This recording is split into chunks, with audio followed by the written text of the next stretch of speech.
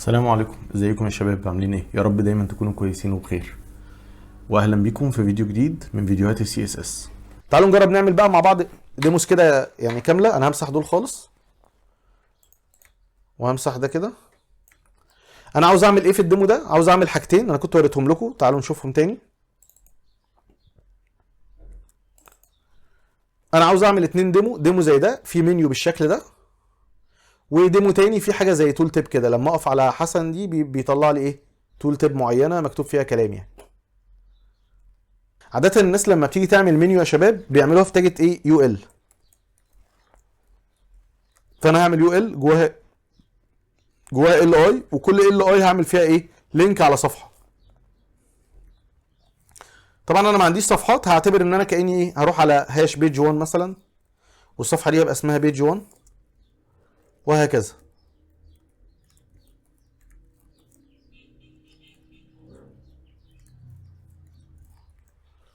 تمام كده. وهدي لليو ال دي كنوع من التنظيم اي دي انها منيو، ما دي المنيو بتاعتي صح.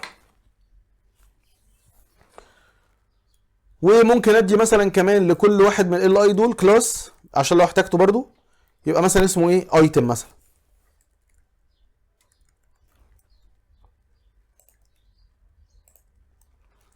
جميل. تعالوا نشوف النتيجه بتاعتنا. زي ما انتم شايفين بسم الله ما شاء الله ايه؟ مفيش اي حاجه. طيب احنا اول حاجه عاوزين نعملها ايه؟ عاوزين نشيل النقط اللي على الشمال دي ما تبقاش موجوده. اعملها ازاي؟ هروح انا كده خلاص شغلي في السي اس اس بقى خلاص، فاقول له هاش منيو اللي هو اليو ال بتاعتي. هلاقي في حاجه اسمها ليست داش تايب او داش ستايل المفروض، اعتقد ستايل تايب، وهقول له نون. شالهم. جميل. طيب عاوز ال اي دول او الانكورز دي مثلا تيجي جنب بعض، يعني عاوز الانكورز دي مثلا تيجي جنب بعض صح؟ ايه؟ فممكن فلوت وممكن ايه؟ تعالوا نجرب مثلا ايه. انا عاوز اعمل ايه الاول؟ عاوز الاول اشوف هو ال اي ده واخد قد ايه مساحه. تعالوا نعمل انسبكت اليمنت على ال اي كده.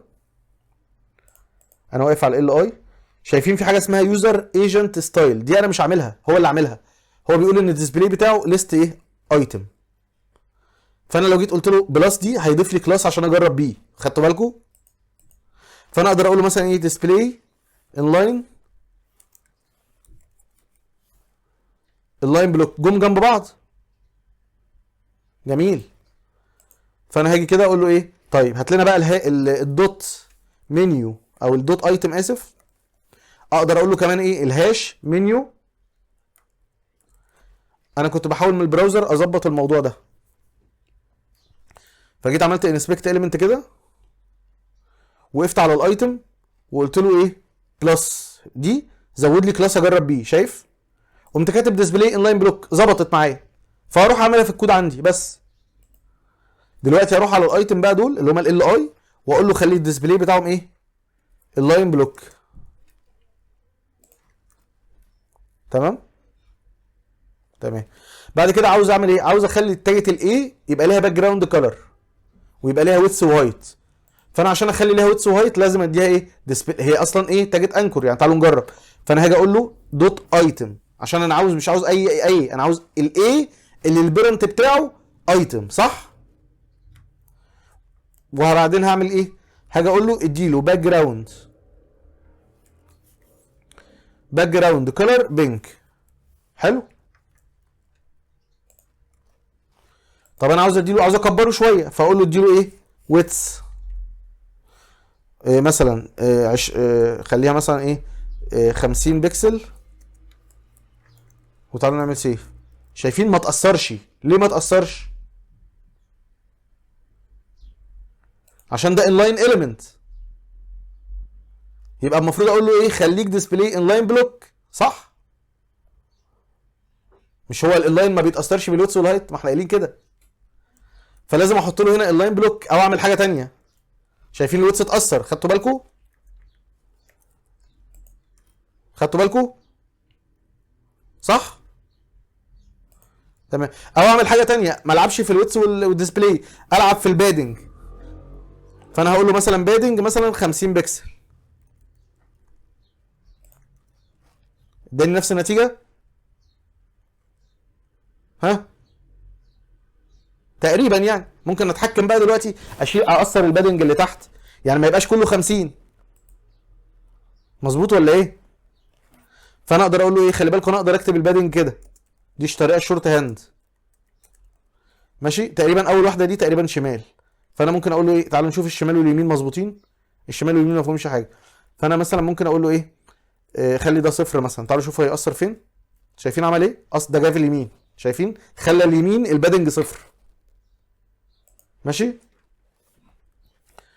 تمام. انا هعملها بالطريقه العاديه اللي هي ايه، الويتس والهايت عادي، بس انا كنت اوريكم ان في اكتر من طريقه يعني. ماشي، هنخلي الويتس مثلا هنا 80 بكسل، ونخلي الهايت مثلا 50 بكسل. تمام. ممكن نكبر شويه، يعني مثلا نخلي الويتس 100 وخلي ده 40. حلو كده معايا ولا ايه؟ بعدين تعالوا نخلي مثلا التكست اللاين سنتر. تمام. وممكن بقى نديله ايه، بادنج مثلا، بادنج توب ولا حاجه 20 بكسل مثلا. ظبطت؟ ها طبعا مش نفس المقاس يعني، بس عادي شغال. كمان انا عاوزهم يبعدوا عن بعض شويه، فانا ممكن ادي لكل واحده فيهم ايه، ادي لكل ايتم هنا اقول له مارجن ليفت 20 بكسل. حلو. طب انا عاوز المنيو كلها تنزل تحت، فاطلع للمنيو هنا اقول له ايه، مارجن توب 50 بكسل. جميل.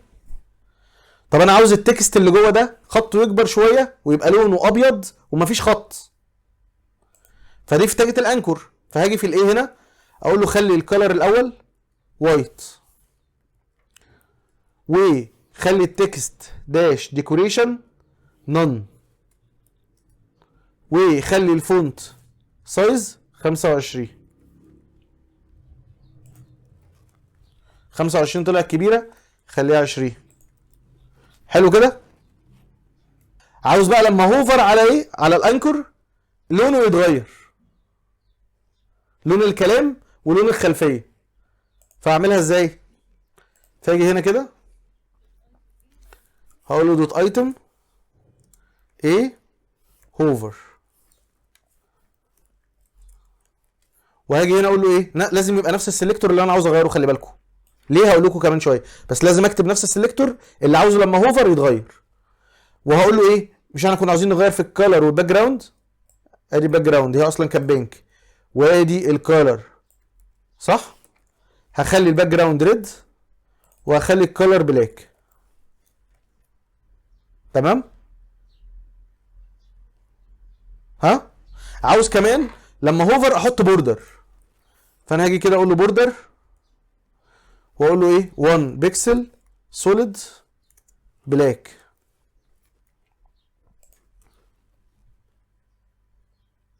تمام. خدتوا بالكم؟ تمام. بس في رعشه كده، خدتوا بالكم منها؟ ليه بقى الرعشه دي حصلت؟ تعالوا نشوف الرعشه دي حصلت ليه. لو انا وقفت على تاجة الاي دي وجبت الكمبيوتد هنا، هلاقي ان العرض بتاعك قد ايه، 40 بس، والطول بتاعك 20 100 زائد 20 صح. طيب لما اجي اعمل هوفر انا اقدر اقف كده واقول له كاني عامل هوفر. الكمبيوتد بقى كام؟ بقى العرض بقى 40 زائد 2 بقى 42 بتاع البوردر. والهايت بقى كام؟ بقى 122. فانا لو عاوز الهزه دي ما تتاثرش، المفروض انا كنت ابقى فاهم الحسبه دي، فلازم هنا بالمره مثلا اغير في الويتس والهايت. فانا عاوز اقلل الويتس عن اللي كان موجود 2 صح، مش هو زاد 2، واقلل الهايت عن اللي كان موجود 2.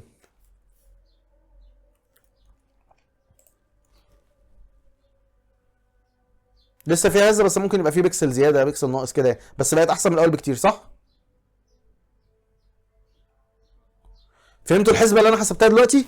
بتوريك شكل البوكس موديل وتاثيره ازاي على الاتش تي ام ال. الاتش تي ام ال حجمه اتغير، اثر على اللي جنبه، في بيكسل زاد. خلاص انا مش هعمل بقى التاني ده، انا عاوزكم انتوا تعملوه، اللي هو الديمو التاني بتاع ايه؟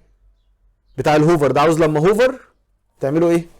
تطلع لي تول تب. فكرتها ايه يا شباب؟ فكرتها ان في حاجه مخفيه لحد ما انا هوفر على الاليمنت اثر عليه. بمعنى حاجه معمول لها هيدن ولما هوفر عليها هتغير في حاجه تانية. تعالوا نجرب حاجه كده مثلا. فانا هعمل هنا مثلا ديف كده ماشي، وتعالوا نعمل في الديف ده نسميه مثلا تول تب، وهنيجي نحط جواه 2 سبان. ده تكست اللي انا هوفر عليه، وده سبان تاني اللي هو التول تب مسج. حلو. خلينا نحط هنا كلاس مثلا تايتل. شايف الكلاس تايتل اتكرر تاني اهو ماشي، بس انا اقدر اسلكته سelection مختلف. بس عشان ما نخشش في الدوامه دي خلينا نسمي دي مثلا ايه تب بس. خلاص يبقى انا عندي حاجه اسمها تول تب وتب وتحتها ايه؟ كلاس مسج ام اس جي. حلو كده تمام. فهاجي دلوقتي اعمل ايه؟ هاجي دلوقتي هنا اقول له اول حاجه كلاس مسج ده اصلا اخفيه.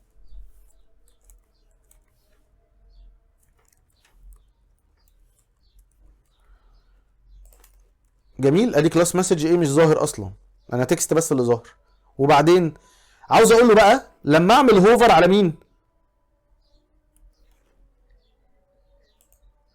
على الدوت على الدوت تب صح، على الدوت تب. فعاوز اقول له لما اعمل هوفر اظهر المسج. اعملها ازاي دي بقى؟ فهقول له هنا هعتبر كاني مكمل على الدوت تب وعاوز اسلكت المسج. فعشان اسلكت المسج هقول له ايه؟ بلس مسج، وهقول له خلي الديسبلاي ايه؟ اللاين. خدتوا بالكم من دي؟ فانا كاني بقول له الهوفر دي وقفت كده، بس انا عاوز اعمل ايه بعدها؟ عاوز اقول له ياثر على حاجه تانية. فقلت له بلس مسج، هتلاقي تحت التب ده لازق تحته كده على طول دوت مسج.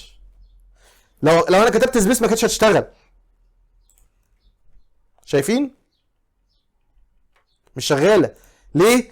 انا عاوز اقول له اللي تحتك يبقى لازم لا اما بلس لا اما تلده.